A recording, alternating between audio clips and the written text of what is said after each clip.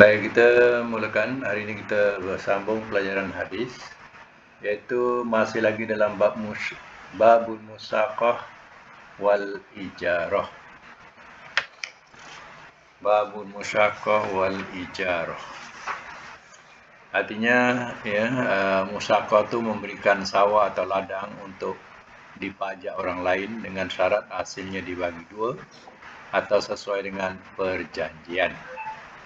Ijarah itu mengupah seorang untuk melakukan pekerjaan tertentu atau menyewa sesuatu untuk dipergunakan dalam kerja. Itu istilah tu kita dah letak makna pada tajuk pelajaran ini ya. Dan kita hanya teruskan hari ini iaitu 937. Siapa nak mulakan silakan. Jati nak mulakan, sila.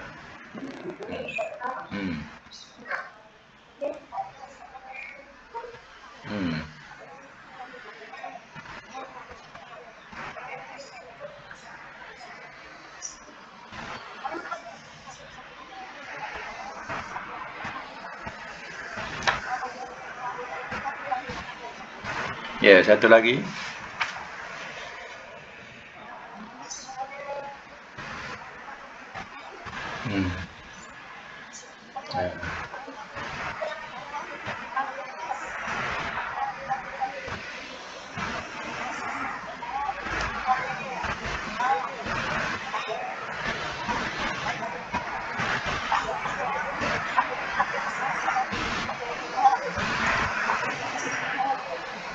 Ya, satu lagi.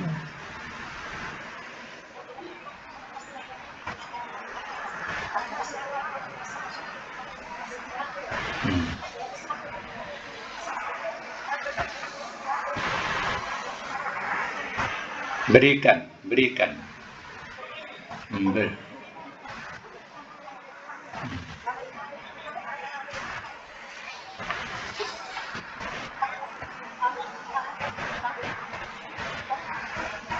Abdul Razak, dan padanya ada inkitab.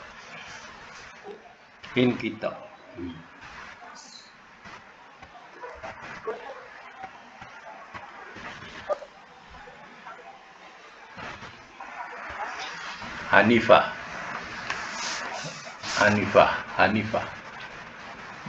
Baik ya, kita catatkan dulu. Hadis 937, 938, 939 sekalikan. 937, 938, 939. Ya, hadis boleh dipakai. Matan, dianjurkan membayar upah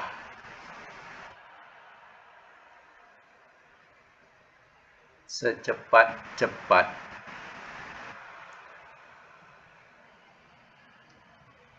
setelah selesai pekerjaan.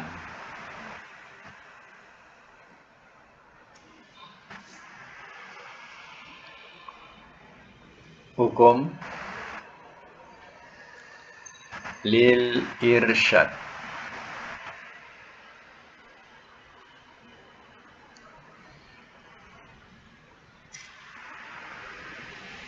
Baik. Jadi dalam hadis ini diberitahu bahawa seseorang itu bila mengambil buruh, maka hendaklah berikan upahnya sebelum kering peluhnya, mengikut hadis 937 tadi ya. Artinya bergantung kepada perjanjian kepada buruh.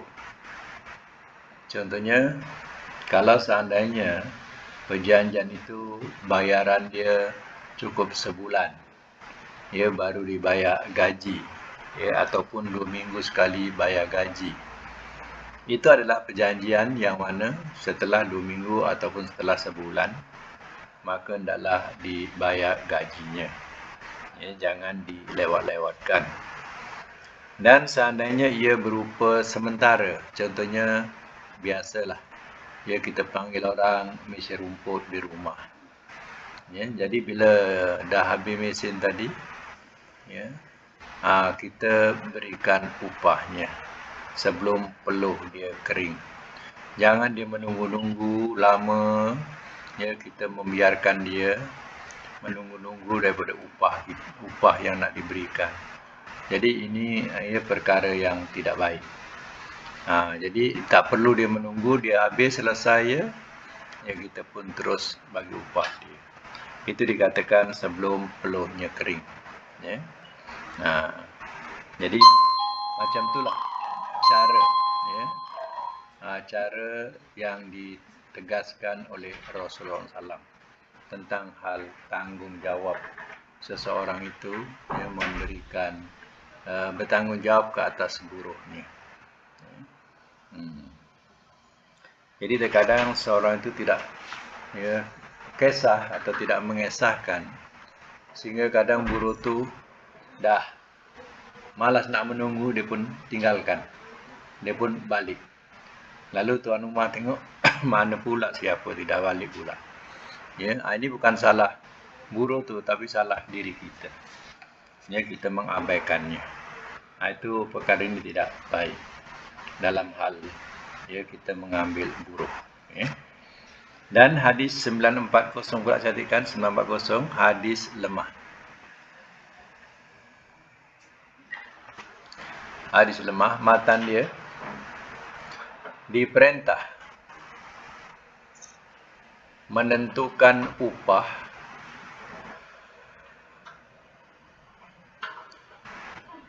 bagi orang yang bekerja.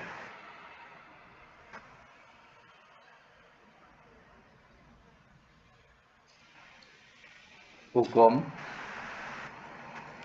sebab lil irsyad. Lil irsyad untuk pimpinan.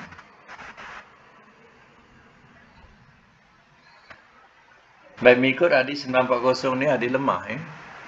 Darjat hadis itu lemah. Jadi apa yang dimaksudkan dalam hadis ini? Seorang yang mengangkat atau meminta orang lain untuk mengerjakan pekerjaannya atau menjadikan orang lain sebagai pelayan, pegawai atau buruhnya, maka ia wajib menerangkan kepada buruh atau pegawai besar, kecil gaji, besar ataupun kecil gaji yang akan dibayar kepadanya. Walaupun hadis ini lemah, tetapi dalam isi kandungannya tidak ada lari daripada apa yang dikatakan oleh hadis-hadis sahih terdahulu. Jadi artinya, kalau kita nak mengambil buruh, maka hendaklah kita menentukan gaji dia atau menawarkan gaji dia. Jadi itu adalah tanggungjawab. Walaupun lemah, tetapi hadis ini lil irsyad untuk pimpinan. Pimpinan ni maknanya macam itulah caranya. Kita kena tentukan gaji dia berapa. Macam tu. Baik, maka habislah atau tamat mengenai tentang bab musyaqah wal ijarah. Sekarang ni kita masuk satu bab baru lagi Catat, bariskan babu ihya'il mawati. Babu ihya'il mawati. Ihya'il mawati. Babu ihya'il mawati. Apa maknanya? Yaitu bab menghidupkan tanah yang mati. Bab menghidupkan tanah yang mati. Itu tajuk dia, ya. Baik, 941. Silakan siapa nak baca.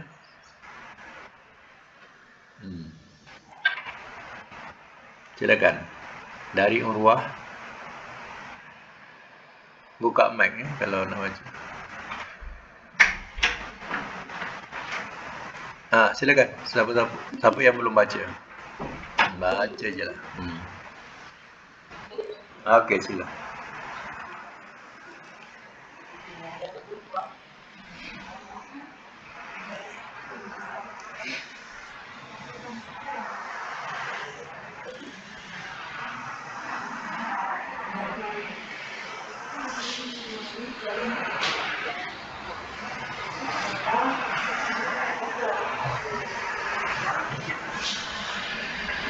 Lagi 942.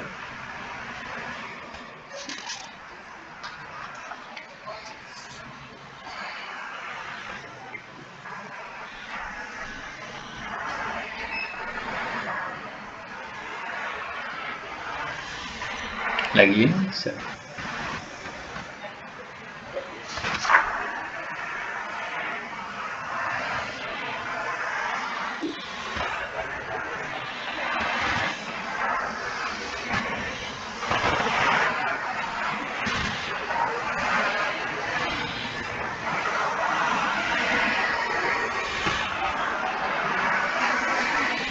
Ya, lagi 943.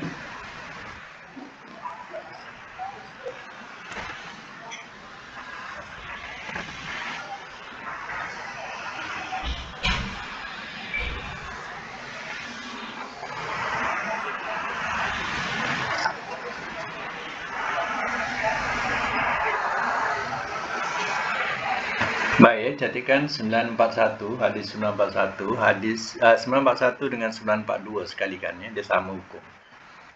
941, 942, hadis sah. Matan menerangkan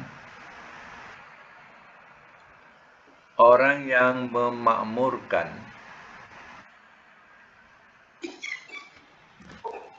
sebidang tanah. Orang yang memakmurkan sebidang tanah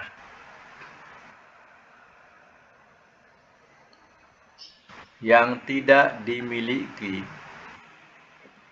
seseorang,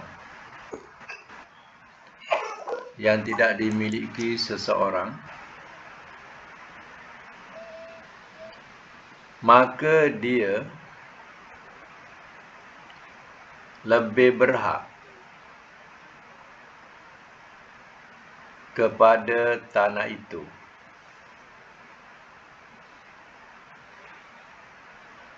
Hukum sebagai satu ketentuan.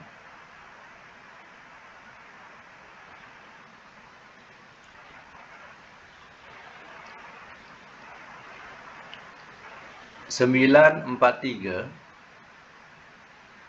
hadis sah. Matan yang berhak membatas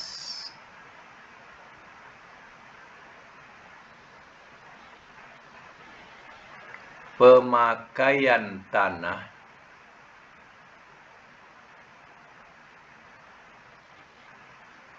adalah Allah dan Rasul-Nya.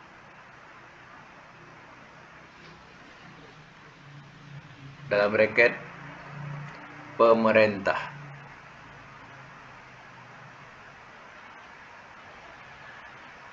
Hukum sebagai satu ketentuan.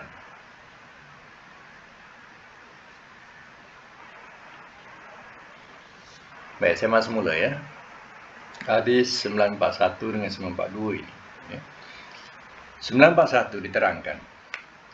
Tanah yang tiada bertuan, sehingga tanah tersebut gersang, mati, semak samun. Lalu ada orang yang mengusir tanah tersebut, sehingga tanah tersebut menjadi subur. Maka orang ini lebih berhak untuk memiliki tanah tersebut dan memetik hasil dari usaha pengolahan tanah itu. Contohnya bisa kata,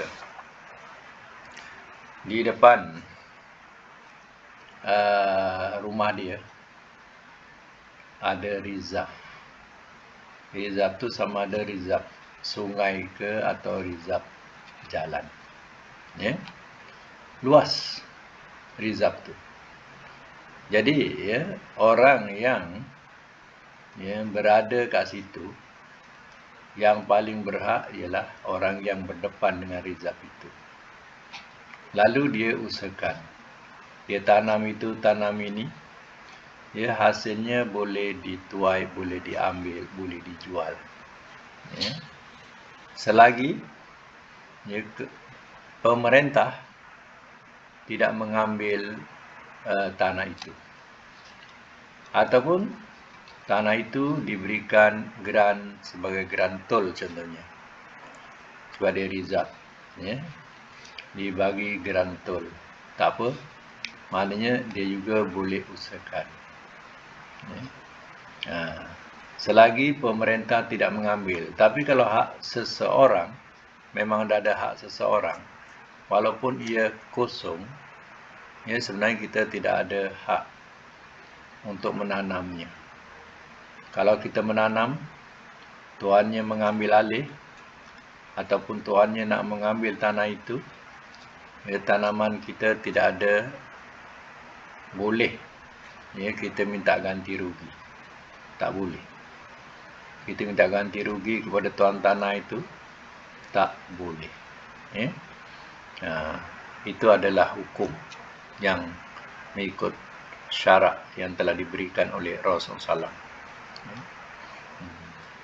Jadi perlu diingat juga ada setengahnya. Ini rizab ni panjang lah, rizab sungai contohnya panjang. Dan orang tiap-tiap rumah ni semuanya menghadap kepada rizab itu. Rizab sungai ini besar. Tapi ada seorang ni mengusahakan, semua diusahakan dia sepanjang-panjang tu. Yang macam ni tidak patut. Sebab apa? Patutnya dia hanya mengambil hak depan dia sahaja.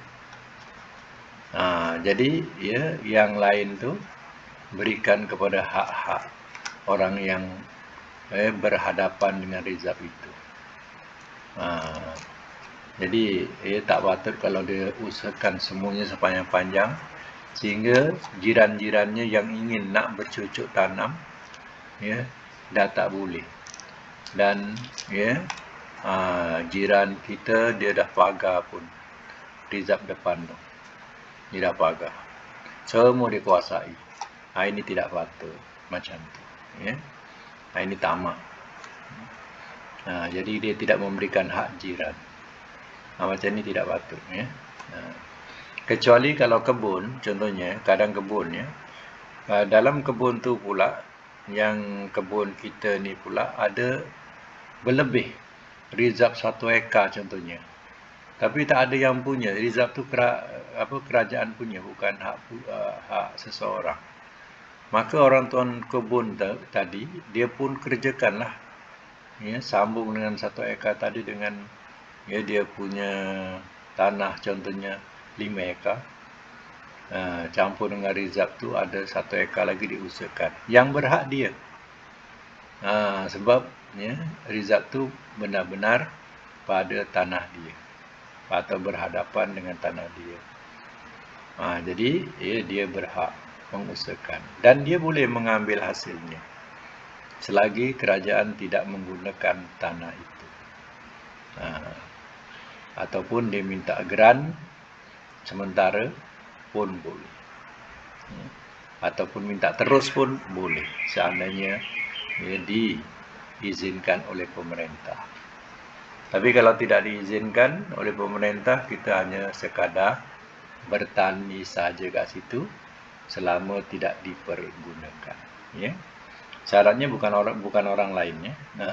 Ya.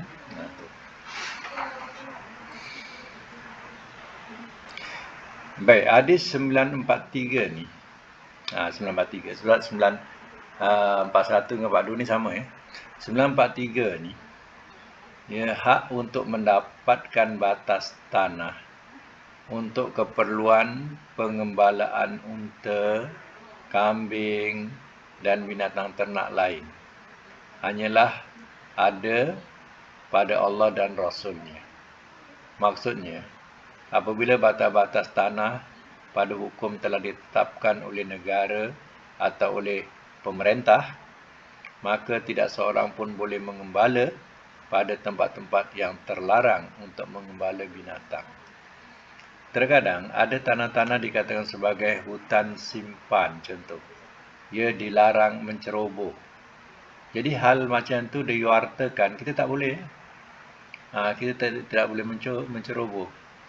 Ataupun, ya, kawasan itu dah dipagar ataupun tak dipagar pun telah diletak notis.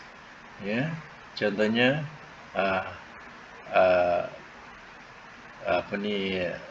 reserve ataupun tanah, ya, untuk didirikan masjid. Itu hak kerajaan untuk didirikan masjid. Kita pun tak boleh bercucuk tanam di situ sebab sudah diwartakan. Tanah itu untuk didirikan masjid contohnya. Diwartakan kat situ. Jadi kita tak boleh menceroboh. Ya. Jadi hal-hal demikian apabila kita ada gembalaan ataupun binatang ternakan, kita juga tidak boleh menceroboh mana-mana tanah atau ladang yang telah diwartakan larangan, ya, oleh pihak pemerintah. Tak boleh. Ya. Jadi kita tak boleh mengembala kat situ. Kalau kita mengembala juga, ya, adalah salah dan hukumnya, ya, adalah haram. Tu, ya. Sebab itu kalau seandainya ia bukan sebagai larangan, tak mengapa. Contoh, kalau di Negeri Sembilan ni, binatang-binatang ternakan ni kebanyakannya dilepaskan. Dia berjalan di tepi jalan. Ya. Dia berjalan tepi jalan, dia makan rumput tepi jalan. Ya, nanti, ya, pada maghrib, binatang-binatang ni pun dia tahu balik. Ya, dia tahu rumah dia.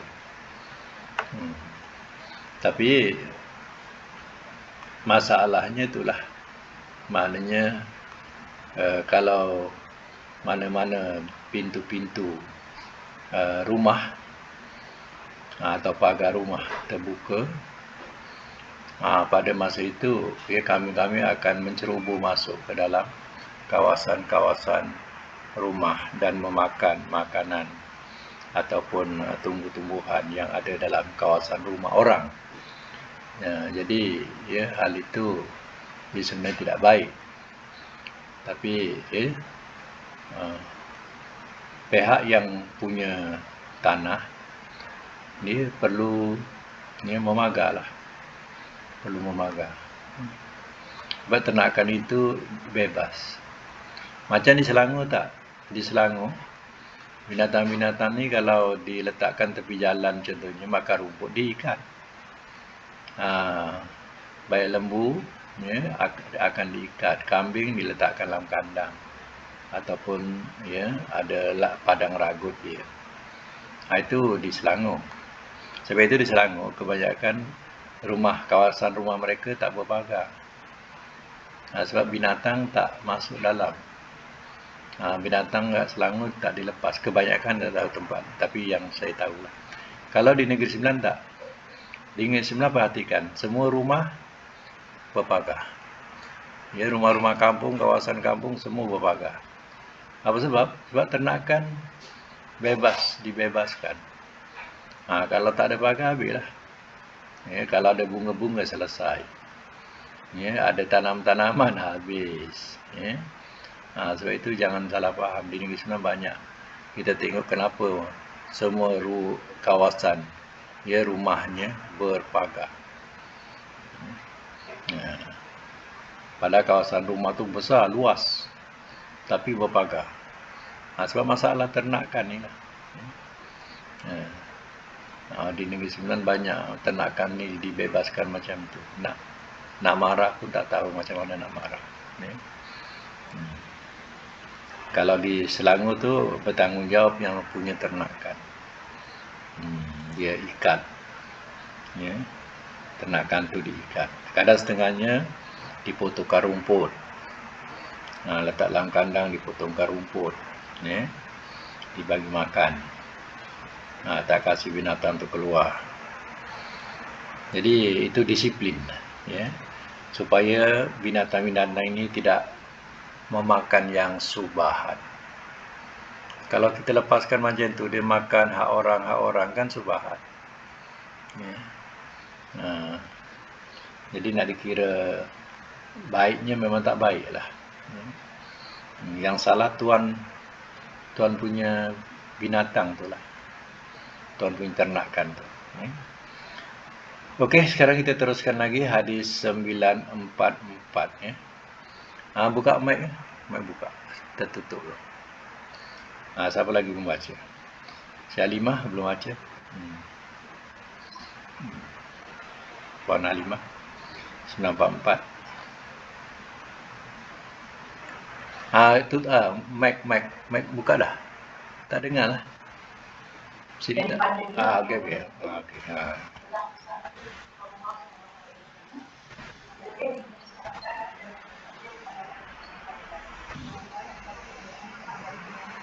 Ya, lagi.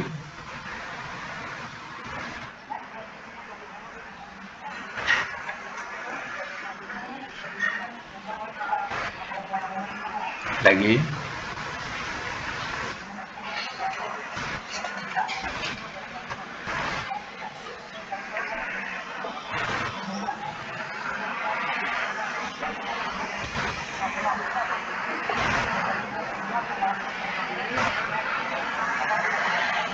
Ya, lagi.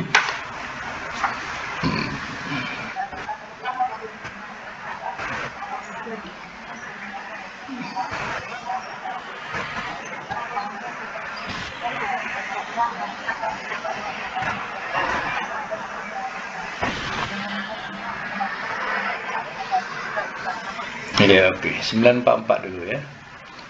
944 dengan 945 satu hukum ya.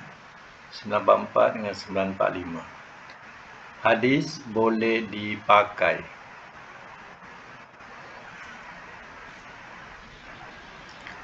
Matan dilarang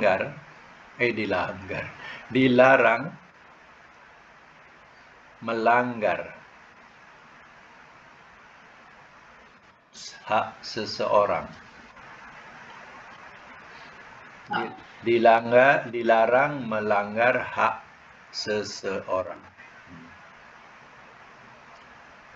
Hukum haram.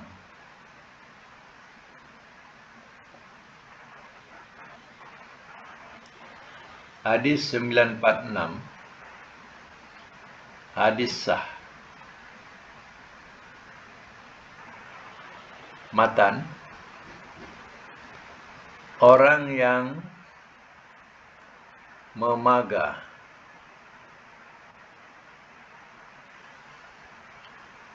sebahagian dari tanah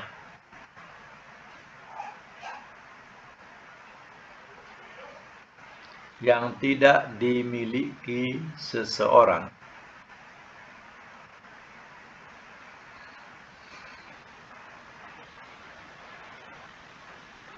maka tanah itu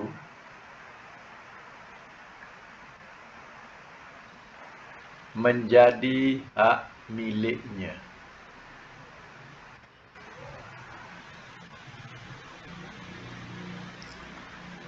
Hukum sebagai satu ketentuan.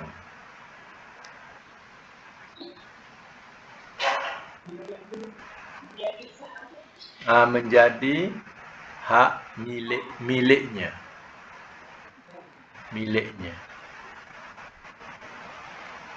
Hukum sebagai satu ketentuan.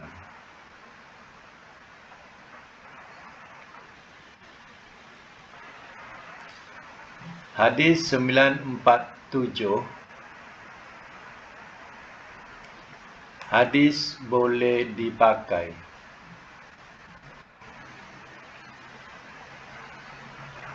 Matan, orang yang menggali perigi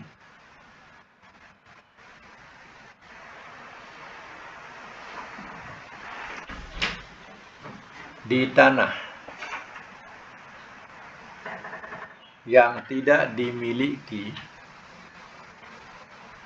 seseorang,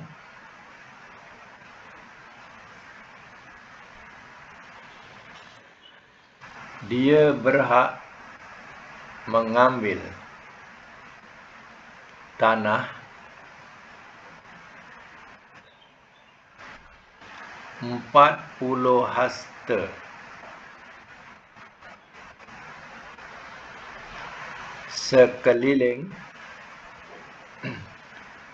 perigi itu.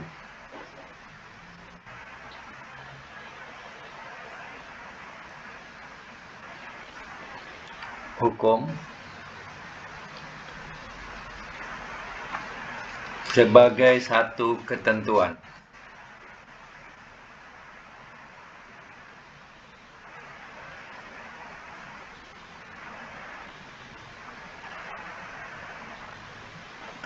Baik ya, hadis 944 ni. 944 saya mak semula. 944 ni hadisnya pendek kalau nak dihafalkan. Ya, hadisnya bunyinya la darara wala dirara. Ya. Pendek je. La darara, ya. Tidak boleh menyusahkan dan tidak boleh membalas susah. Ya. La darara wala dirara.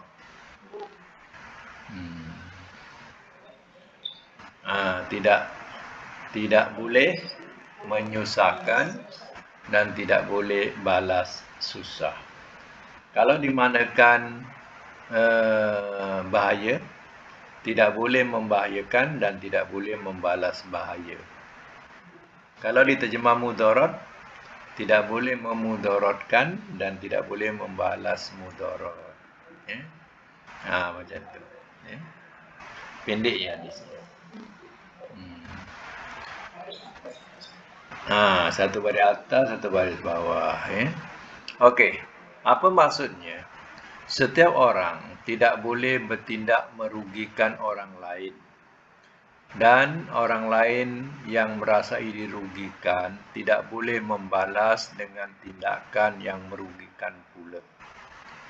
Tetapi orang yang merasa dirugikan, hendaklah ia mengadukan perkaranya ke pengadilan untuk memperoleh keputusan hukum secara adil.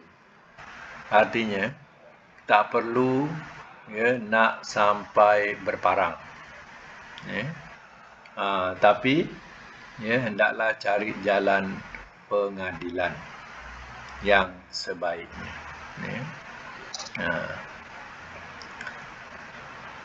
Teringat satu kisah,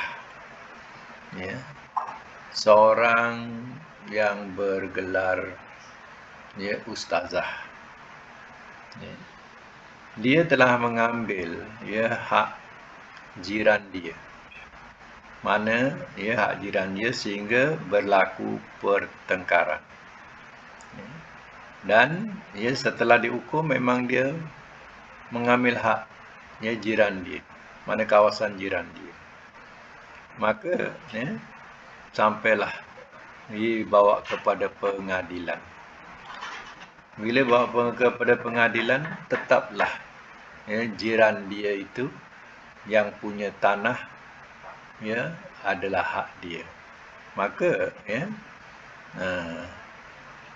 walaupun terkadang orang yang berkelibar terkenal, berkaliber terkenal, tapi dalam hal-hal macam ini dia pun kena faham. Bila dah jelasnya apa? Jelasnya setelah juru ukur dia ukur, bukan hak dia. Dia tak boleh ambil. Dia tak perlu dia nak bertekak, dia nak sampai nak bergaduh, tak perlu. Jadi kena ingat. Jadi akhirnya dibawakanlah kepada pengadilan. Itu dikatakan kita tidak boleh memudaratkan orang dan tidak boleh membalas mudarat. Yang kita ini yang terrugi telah dirugikannya, kita perlu mengambil keputusan daripada pengadilan untuk mendapat keputusan. Jadi akhirnya salahlah ustazah tu, dia mengambil hak orang lain. Setelah jelas, mana belum sampai pengadilan dah datang juru ukur, dah tengok. Oh tak terima juga. Susahlah kalau berperangai macam tu. Orang tidak hormat. Baik itu hadis pendek saja. La darara wala dirara. Kemudian hadis 946 pula. 946 ni, apabila pemilik tanah telah menetapkan batas-batas tanahnya atau perkarangannya, mana dipagarlah, maka tanah itu adalah merupakan hak mutlak dirinya. Dan penetapan batas-batas tanah itu biasanya disaksikan oleh orang-orang yang berkepentingan. Dalam masa sekarang, ketetapan batas tanah harus diketahui oleh jabatan tanah. Jabatan tanah. Jadi tanah itu kalau dah hak seseorang dan dia pagar, tapi dia tak buat rumah, dia dah pagar hak dia, kita tidak boleh menceroboh, sebab adalah hak dia.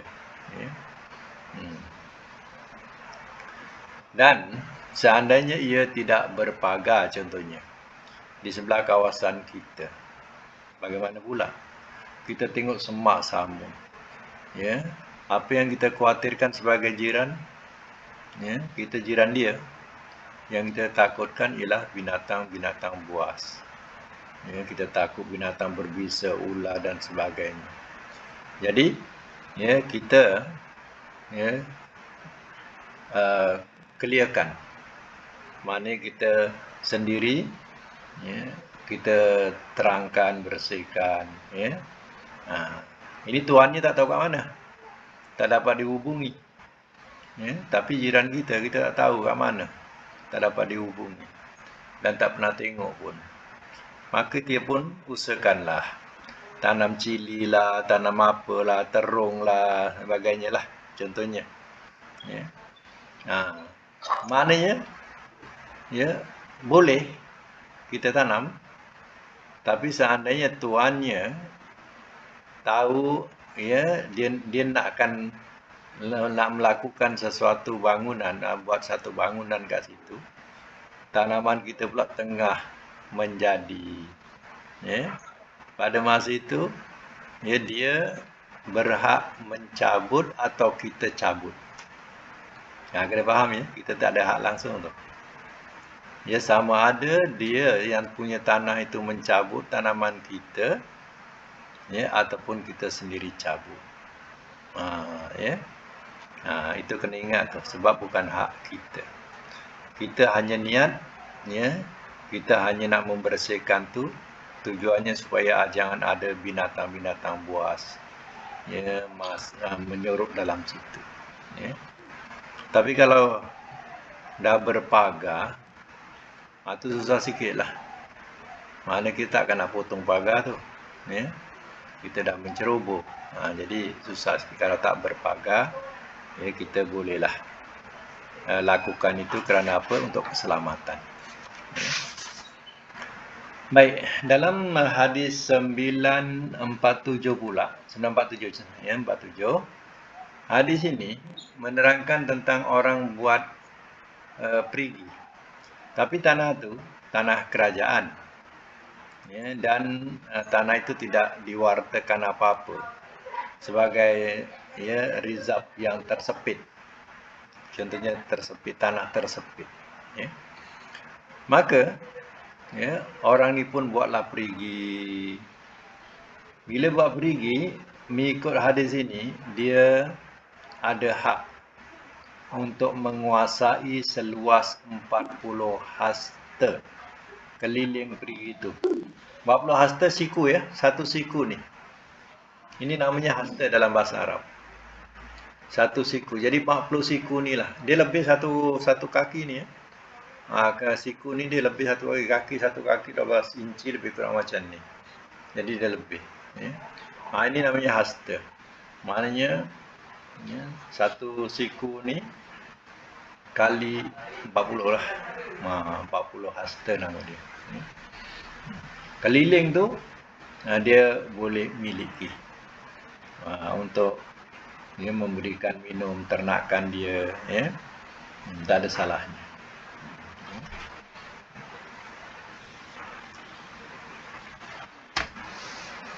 Sebab tanah tu dikatakan sebagai tanah tersepit. Tanah tersepit dan tidak ada siapa punya. Baik, 948, siapa nak baca? Siapa belum baca lagi? Ya, siapa? Jaitun. Okey, sila. Dari Alqamah.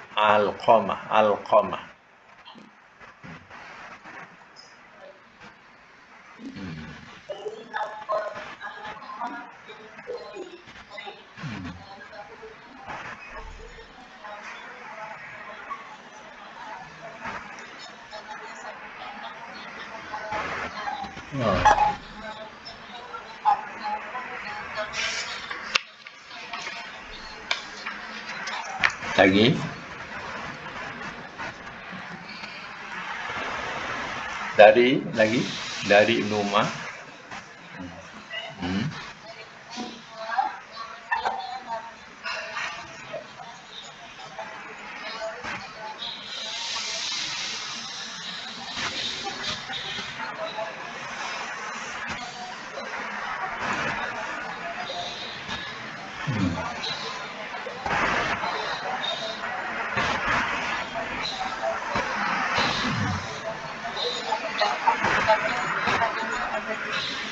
Ya, satu lagi.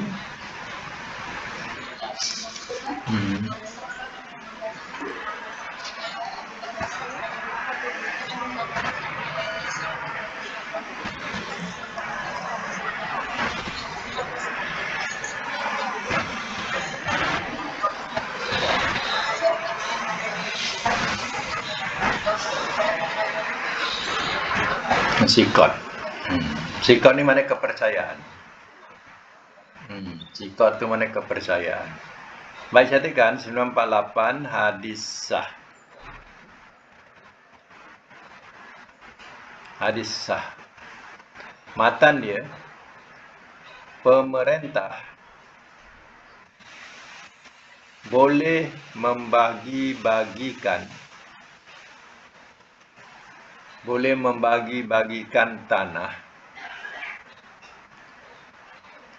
kepada rakyatnya. Hukum mubah.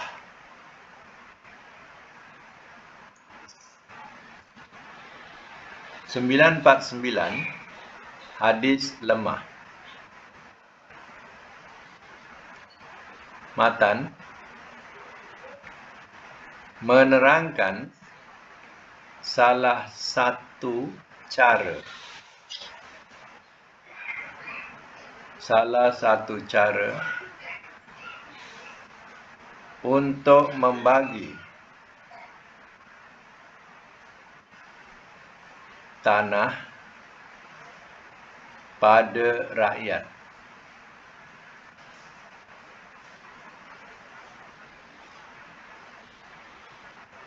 Hukum mubah.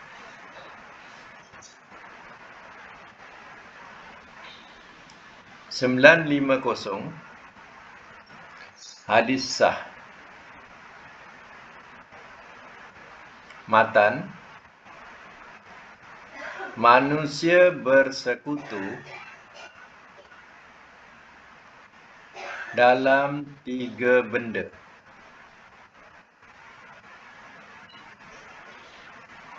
Satu, rumput. 2, air. 3, tanah.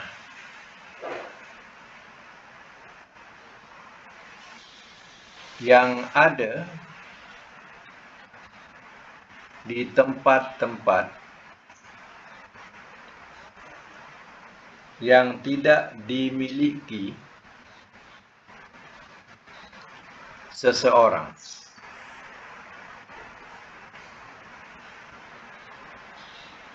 Hukum sebagai satu ketentuan.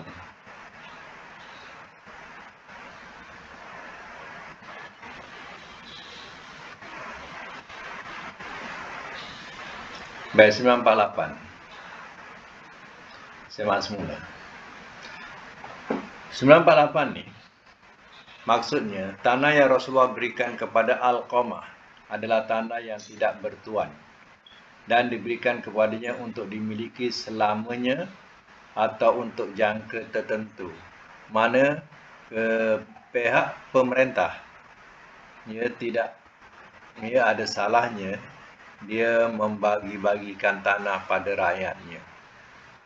Teringat dulu-dulu bila buka hutan buka hutan hutan baru.